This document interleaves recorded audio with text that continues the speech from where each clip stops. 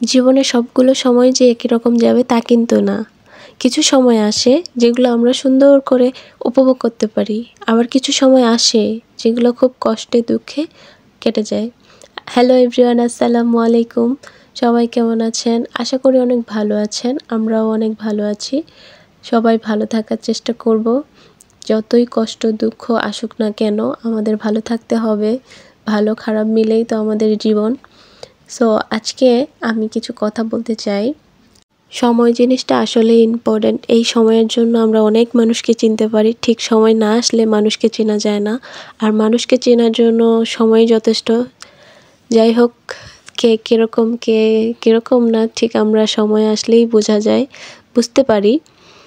আপনাদের সাথে কথা বলতে বলতে আমার রান্না প্রায় শেষ। আজকে আমি রান্না করলাম মাছ, সবজি দিয়ে মাছ রান্না করলাম। আর আজকের এই মাছ রান্নাটা অনেক সুন্দর ছিল আর খেতেও অনেক মজা ছিল।